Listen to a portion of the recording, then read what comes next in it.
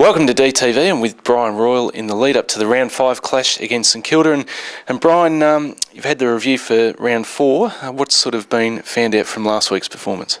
Yeah, well, it's still disappointing that we can't get a win on the board. I mean, that's we all want to win games, and unfortunately we couldn't do that again on the weekend.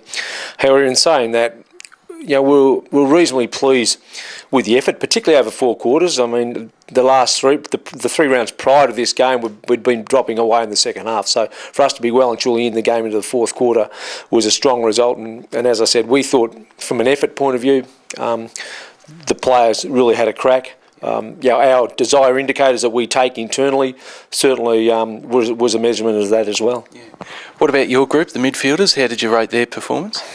Yeah, it was pretty solid performance from the midfield group. The Western Bulldogs were rated 5th in the competition from a clearance differential prior to going into round 4 game versus Melbourne. So for us to come away and win that part of the game, we were pretty pleased with as a coaching group. However, there was other aspects of the game where we probably didn't do as well, and I won't go into that in detail, but certainly for part of the game, from a stoppage point of view in particular, we're reasonably pleased with. Yeah. This week's St Kilda, it's Saturday night at the MCG. You were there a couple of years ago. What have you noticed the differences from your time at the Saints as opposed to now?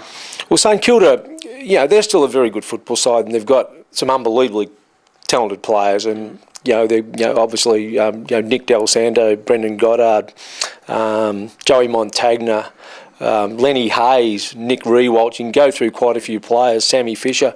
The top end players are very, very good, but what I've noticed now is the introduction of some of the younger players, and there's some players that have been around for quite some time, but still only young. But they're starting to have some impact. David Armitage, Jack Stevens, a couple of younger players in particular, and then they add some of their first and second year players into that as well. So the depth is starting to become a lot more apparent. From a structural point of view, nothing seems to have changed too much there. They seem to be playing a few more tricks, particularly through the middle of the ground, and no doubt that's a fair bit to do with trying to free up a couple of their better players. But they're still a very, very good football side, and we're going to have to be at our best to compete with them. Now, it's the start of a tough stretch for the D's, 7 games, which are going to be pretty hard. Has it been talked about internally much about that stretch coming up?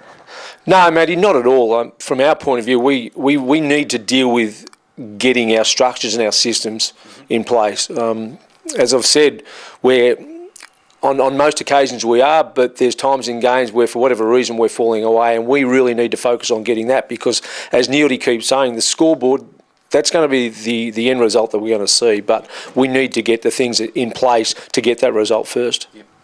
Finally, if we can get the win, how's it going to be done against the Saints? Well, I think, again, as it was last week, we need to play a 4-quarter performance, particularly against a very solid side in St Kilda. And, we need every individual to stand up. And, again, the effort from last week, as I said, we didn't have an issue with it, but we've just got to continue to get the systems and structures in place. Well, it's going to be a hard-fought clash, and hopefully the D's can come away with a win, but best wishes for the weekend, Brian. Thanks, Matty.